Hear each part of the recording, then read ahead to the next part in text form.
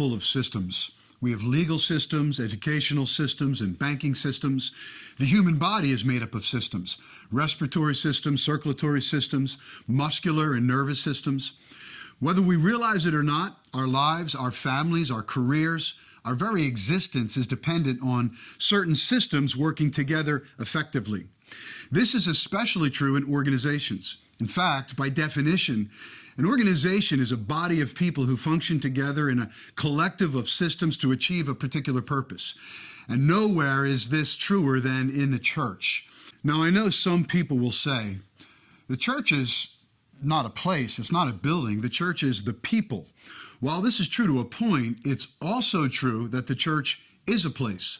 Paul told Timothy in 1 Timothy 3, you ought to know how to conduct yourself in the house of God, which is the church of the living God.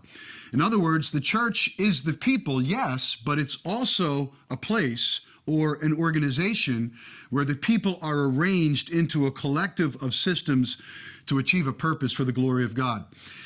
In fact, it's interesting to see that when the church first came to exist, systems were developed to keep it both efficient and effective. In Acts chapter 2, we see systems where people continued daily with one accord in the temple, breaking bread from house to house. In Acts chapter 6, the church appointed deacons who developed systems to care for the widows and the needy. In Acts 11, we see a system developing in the church at Jerusalem for settling controversy, spreading the gospel, and even sending out missionaries. So, systems are not secular concepts for the corporate world that are unnecessary for the more spiritual among us. Absolutely not. Systems are biblical, systems are spiritual, and systems are crucial even for the church. So what is a system and what makes them so necessary? Effective systems involve clear policies and helpful procedures that enable the church to accomplish key tasks in a proper and repeatable way. Simply stated, a system is a repeatable process for achieving successful outcomes. Let me restate that. A system is a repeatable process for achieving successful outcomes. So if you're not seeing success in certain areas, it may not be a vision problem or a passion problem or a motivation problem. In many cases, our failure to achieve successful outcomes is a systems problem. Think about a car. A car is a collective of systems. If the car is not running successfully, it's because one of the systems isn't working. It could be a braking problem, a steering problem. Your car might be overheating or the AC doesn't work. Each of these failures is due to a breakdown in a system. It's the same thing in many churches. Many of us are not seeing the outcomes we want because we don't have effective processes that produce successful outcomes. Look around. Every successful person, every successful organization, every successful venture achieved success because of good systems.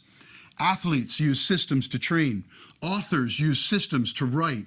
The iPhone is a result of systems. Your computer was fabricated by systems.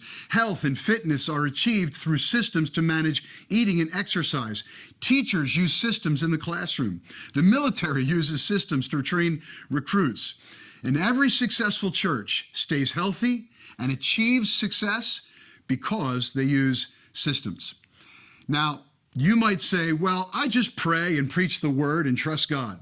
And I don't at all want to minimize the importance of prayer and trusting God, but there is also such a thing as lazy leadership. Leadership is not just praying and preaching. If that's what you call leadership, you're doing it wrong. Leadership is about rallying people around a vision, uniting them in that vision, and moving them toward the fulfillment of that vision. And how you do that is where systems come into play. Systems are the hard work of leadership.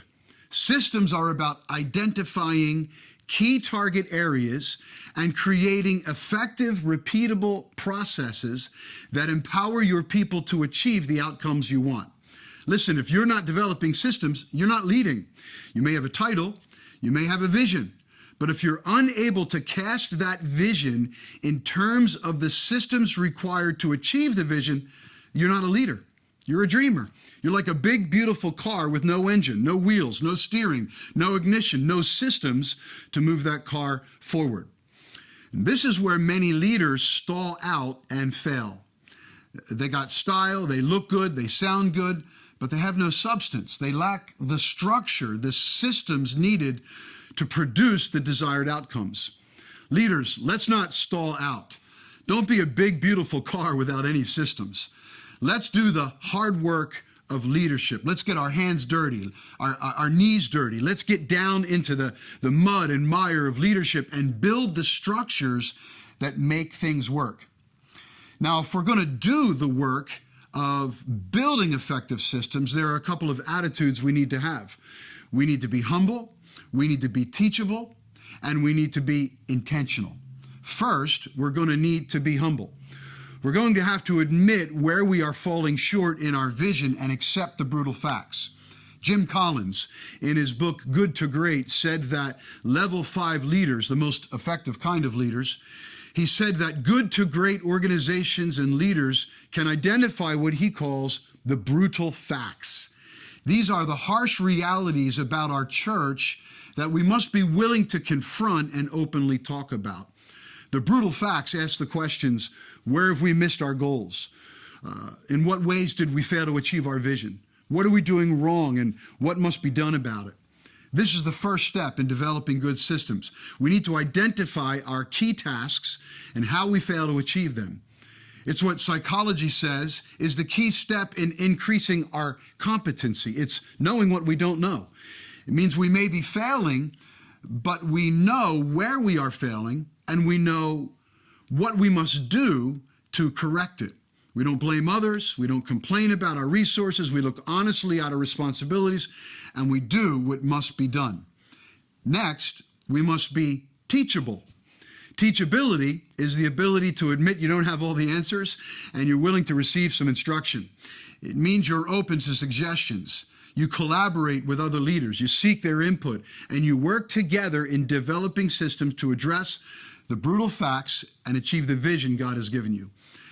It may also mean you look to outside resources for templates that may help design your systems. Many churches have already put in place the very systems that you need in your situation. Be careful not to reinvent the wheel. Reach out to others and seek counsel regarding the procedures and the policies that they may already be using.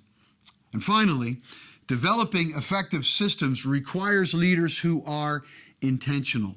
It means leaders must stay focused and be deliberate in the task of analyzing the brutal facts, researching options, and developing systems. This work can be monotonous at times. I mean, let's face it, systems aren't sexy. It's not the exciting part of leadership. It may not be as thrilling as launching a church or healing the sick or preaching a powerful sermon, but systems are essential. They are the framework that gives ministry its structural integrity. And if you will be a leader who is intentional and focused on having clear policies and helpful procedures, you will enable your church to accomplish its key tasks in a consistent, healthy, repeatable way.